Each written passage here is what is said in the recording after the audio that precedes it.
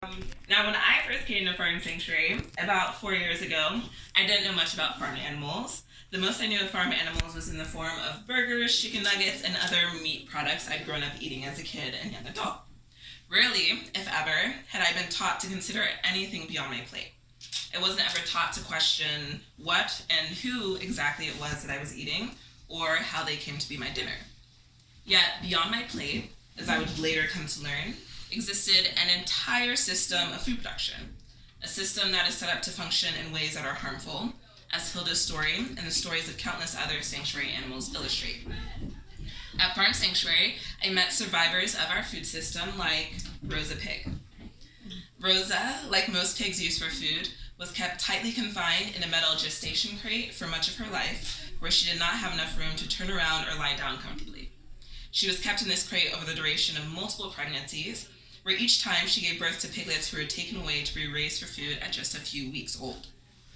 When I met her at the sanctuary, she was peacefully dozing on top of a pile of hay in a cuddle puddle with two other sanctuary pigs. However, the notches in her ears and her neurotic habit of chewing on rocks to quell her anxiety were a telltale sign of her former life in our food system. I also met Dawn Cow, a fierce and loving matriarch to cows young and old alike. She first arrived at the sanctuary, a sick and orphaned calf taken away from her mother, who was to be used for beef. While her mother was likely killed for food at just a few years old, at the sanctuary, Dawn lived to be 21 years old, where she mothered other orphaned cows with what seemed to be unwavering grace and patience. They all came to Farm Sanctuary from a food system that separated their families and guaranteed them less than a fraction of the life that they went on to know in Sanctuary. I also met other survivors like Pippi and Daredevil Chicken and Bean Rooster. All came from backyard chicken operations, and all were ill, neglected, and malnourished when they arrived. Both Pippi and Daredevil were irreversibly blind as a result of the situations they came from, but they were nursed back to health and went on to discover a special camaraderie and kinship with one another. Bean was a young chick on his way to be euthanized before his journey took him on a detour to Farm Sanctuary. At Farm Sanctuary, he received round-the-clock care from our dedicated staff and went on to make a full recovery. He matured into a healthy, full-grown rooster who has been the peacekeeper and protector of his flock ever since. They all survived a food system that treated their lives as disposable. In Farm Sanctuary, they found greater freedom, community, and longevity. In meeting and learning the stories of these farm animals in our food system who were in need of sanctuary, I came to understand more and more just how much our system of food production in the United States is characterized by patterns of harm, injustice, and oppression. So let's actually talk a little bit about that word, oppression. So let's do some word association. What typically comes to mind when you all hear that word? It can be a phrase, a description of something, or a single word. You all can just yell it out. What comes to mind when you hear the word oppression? Anything? Fear. Fear, yeah. Injustice. Injustice, pain. Yeah. Anything else? Hierarchies. Hierarchies, absolutely. Exactly. So oppression often involves cruel, unjust, or unfair treatment, where a certain group is discriminated against, exploited, or denied freedom or opportunity. It often involves domination, control, or prejudice of some kind, and is fueled by stereotypes. There is usually an exertion of power over another group that is perceived as other and or as being lower on some sort of hierarchy. Oppression typically manifests as various isms such as racism, sexism, ableism, heterosexism, and usually takes place on a large scale, systemically. More specifically, dictionary.com defines oppression as the exercise of authority or power in a burdensome, cruel, or unjust manner.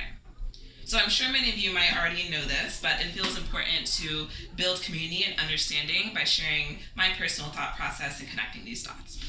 So in our food system, humans exert full control over farm animals' lives, breeding them to have certain qualities for human benefit, structuring their lives and disrupting their relationships to satisfy human wants, and ultimately exercising power to end their lives as we see fit so that we can consume and use their bodies.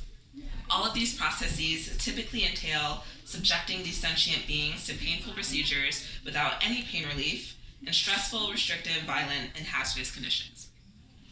As I learned more about the treatment of farm animals in our food system, it became increasingly clear that the treatment was consistent with my understanding of oppression. The primary challenges I encountered as to whether or not our use and treatment of farm animals was oppression also seemed to be consistent with my understanding of oppressive ideology.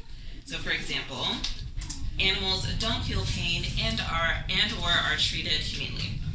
I've encountered and witnessed many ways in which farm animals expressed feelings of pain, stress, and discomfort, whether that be moving away from us, fighting back, bleeding, making audible sounds of distress, just to name a few. This statement was consistent with my understanding of oppression, and that often the needs, desires, and suffering of those being oppressed is typically minimized, ignored, repressed, or silenced. Another example, it is normal and necessary for humans to eat animals. The vast majority of people do. My understanding of oppression also included an awareness of how it can be perpetuated through laws, culture, and societal ideas and norms that establish group consensus and complicity in the harm carried out against the oppressed group. The oppression often goes unquestioned simply because it is so commonplace within a culture or society. Additionally, I was learning more and more about communities of people throughout human history who have survived and thrived on food that did not come from the bodies of animals. Animals are intended to be used for human purposes, and their lives are otherwise meaningless. At Farm Sanctuary, I've had the opportunity to witness what the lives of farm animals look like when they are not dictated by human desires and purposes. I've witnessed them build significant relationships with one another and have seen them partake seemingly with joy in behaviors and desires specific to their species. So much of what I've been learning about farm animals in our food system suggested that we have to modify their bodies, lives, and behaviors in ways incompatible to their nature.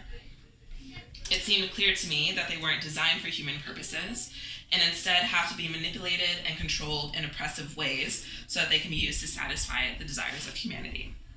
I soon recognized that the patterns of harm I was witnessing in our food system were another example of patterns of harm and oppression that I'd come to understand as being pervasive throughout human society. As a queer Black woman, I had felt that my lived experience necessitated that I live my life as much as possible in a way that reflected a commitment to being counter-oppressive. In a society characterized by a set of oppressive norms and assumptions about my worth, my value, and the entitlement of others to my labor and my body, it seemed as though my survival and the survival of all of those similarly oppressed and marginalized depended on it.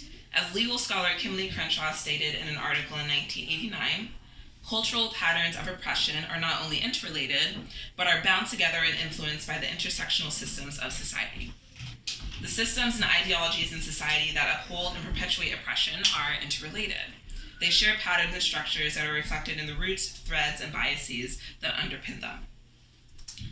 Thus, I realized that to effectively counter oppression, my commitment to be counter-oppressive was one that also had to be rooted in a commitment to co-liberation with others who also experience oppression.